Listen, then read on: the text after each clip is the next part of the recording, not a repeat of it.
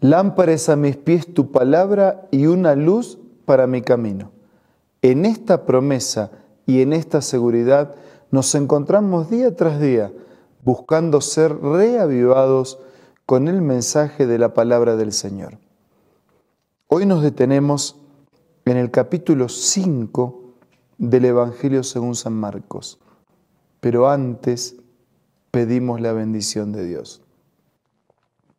Padre nuestro que estás en los cielos, al abrir tu palabra pedimos que nos asistas con tu Espíritu. Lo hacemos con necesidad y también con gratitud. En el nombre de Jesús. Amén. En el capítulo 5 de San Marcos nos encontramos con 3 personas y 3 necesidades diferentes. Un endemoniado, una mujer enferma y una niña muerta, con toda una familia detrás, por supuesto, sufriendo. Pero vayamos por parte. El primer relato dice que cruzaron el lago hasta llegar a la región de los Gerasenos y tan pronto como desembarcó Jesús, un hombre poseído por un espíritu maligno le salió al encuentro de entre los sepulcros. Este encuentro de este hombre con Jesús iba a impactar no solamente a este hombre, sino también a la multitud que terminaría enterándose del milagro. Este hombre vivía en los sepulcros, ya nadie podía sujetarlo, ni siquiera con cadenas. En realidad las tumbas no es para que estén los vivos, las tumbas es para los muertos. Pero la vida de este hombre era una muerte en vida, por lo tanto él vivía en las tumbas, en los sepulcros, entre los muertos y encadenado. Muchas veces lo habían atado con cadenas, con grilletes, pero él los destrozaba y nadie tenía fuerza para dominarlo. Noche y día andaba por las tumbas, por las colinas, gritando y golpeándose con piedras. Un espectáculo realmente dantesco, terrorífico. Lastimaba hasta de verlo. Así estaba esta vida lastimada por la presencia permanente del demonio. Cuando vio a Jesús desde lejos, corrió y se postró ante él. Dice versículo 7, ¿por qué te entrometes, Jesús, Hijo del Dios Altísimo? Gritó por fuerza. Te ruego por Dios que no me atormentes. Es que Jesús le había dicho, sal de este hombre, espíritu maligno. Y entonces fue el espíritu el que contestó, no me atormentes, no me molestes. ¿Cómo te llamas? Dijo Jesús. Me llamo Legión, porque en realidad no era un demonio, sino una legión de demonios. Y con insistencia le suplicaba a Jesús que no los expulsara de aquella región. Como en una colina estaba paciendo una manada de muchos cerdos, los demonios le rogaron a Jesús, mándanos a los cerdos y déjanos entrar en ellos. Así que él le dio permiso y cuando los espíritus malignos salieron del hombre, entraron en los cerdos, que eran como 2000, y la manada se precipitó al lago por el despeñadero y allí se ahogó.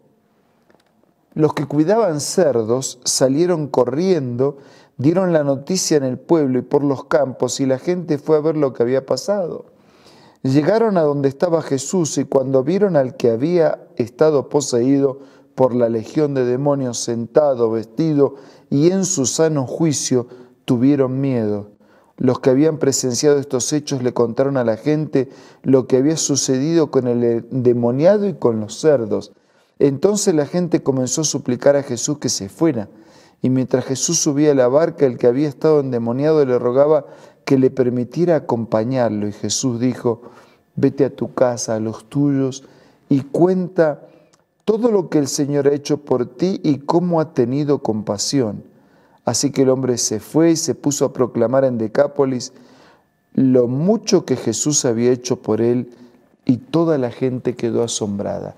Un hombre cuya vida no tenía sentido, que vivía entre las tumbas, entre los muertos, que se lastimaba, que estaba poseído por una multitud de demonios, en su encuentro con Jesús, el amor y el poder de Dios ofrece un milagro. Estabas ahora sentado en su juicio pleno, sano, perdonado y transformado en un misionero. Desde el versículo 21 en adelante, se nos dice que después de esto Jesús regresó en la barca al otro lado del lago y se reunió una gran multitud, por lo que él se quedó en la orilla.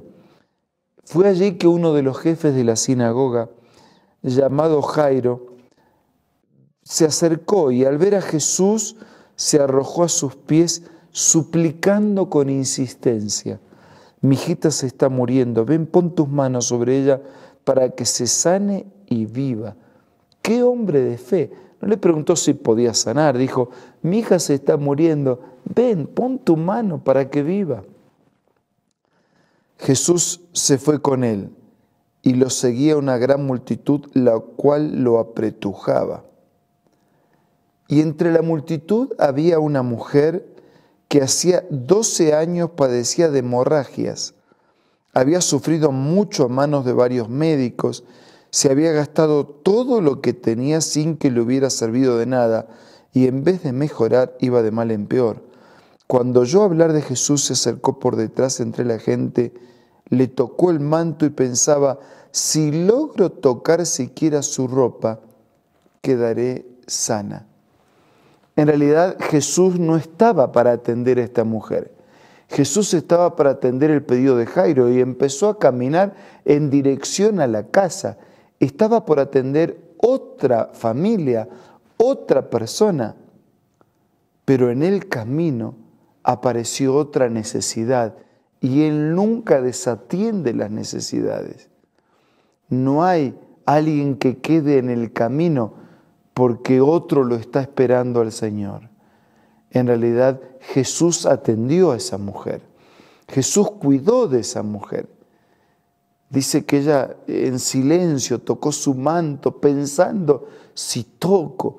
Tanto era la fe que no pidió una entrevista. Tanto era la fe que ni le pidió una oración. Tanto era la fe que ni siquiera quiso perturbarlo, molestarlo, interrumpirlo. Solo con tocar su manto quedaré sana. Había probado todos los médicos, todos los tratamientos, había gastado todo su dinero y nada resultó. Pero ahora, dice el versículo 29, al instante cesó su hemorragia y se dio cuenta que su cuerpo había quedado libre de aflicción. Y entonces Jesús dijo: ¿quién me tocó? Y los discípulos dicen: ¿pero cómo quién te toca? La multitud, todo el mundo te está empujando. Pero él sabía que alguien especialmente le había tocado porque quería ponerla en evidencia, pero en evidencia no para avergonzarla, sino para mostrar la fe que esta mujer tenía. Versículo 34 dice: hija, tu fe te ha sanado, vete en paz y queda sana de tu aflicción. Aquella fe privada se transformó en fe pública, quedó en evidencia en la multitud lo que esta mujer creía.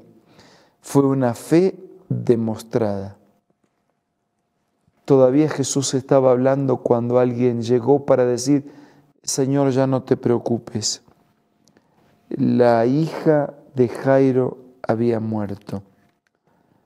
Ya no molestes al maestro, le dijeron a Jairo. Sin hacer caso de la noticia, Jesús le dijo: no tengas miedo, cree nada más.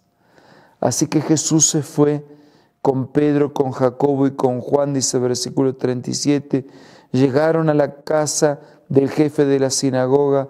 Había un gran alboroto, ruidos, gritos, llantos, porque la hija había muerto.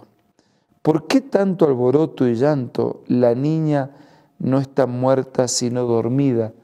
Y dice versículo 40 que entonces empezaron a burlarse de él, pero él los sacó a todos. Tomó consigo al padre y a la madre de la niña, a los discípulos que estaban con él, entró donde estaba la niña, la tomó de la mano y le dijo: Talita cum, que significa: niña, a ti te digo, levántate. Y la niña, que tenía 12 años, se levantó enseguida y comenzó a andar. Ante este hecho todos se llenaron de asombro. Él dio órdenes estrictas de que nadie se enterara de lo ocurrido y le mandó que le dieran de comer. 3 historias, 3 milagros, 3 manifestaciones del amor y del poder de Dios. Un endemoniado, alguien que vivía entre los muertos, por lo tanto su vida no era vida, a quien Jesús liberó, rompió las cadenas del sometimiento a los espíritus malignos. Una mujer con 12 años cargando su enfermedad sin encontrar ninguna solución. Y una familia llorando por una hija de 12 años enferma y después muerta. En los 3 casos, el amor y el poder de Dios transformó la enfermedad en salud, la muerte en vida, la esclavitud en liberación y la condenación del pecado en reconciliación y salvación. Lo mismo quiere hacer en tu vida ahora. No importa tu necesidad, importa tu fe, su amor y su poder. ¿Será que podemos refugiarnos en ese amor y en ese poder? Entonces, hagámoslo a través de la oración.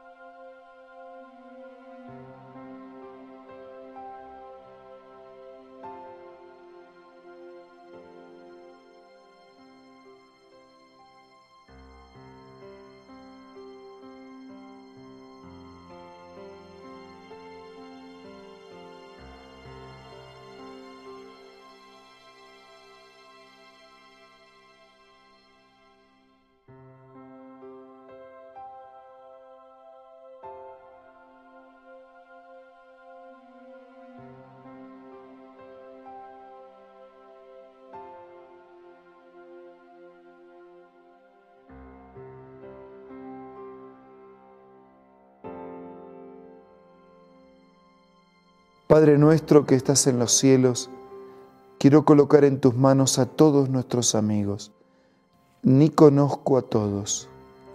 Cada uno debe tener su lucha, sus lágrimas, sus preguntas, su enfermedad, su necesidad de un milagro.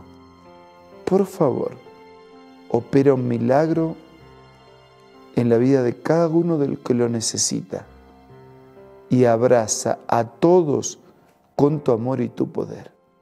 Nada merecemos, pero agradecidos te pido todo en el nombre de Jesús. Amén. Muchas gracias por su compañía. Nos reencontramos mañana para seguir siendo reavivados por la palabra del Señor.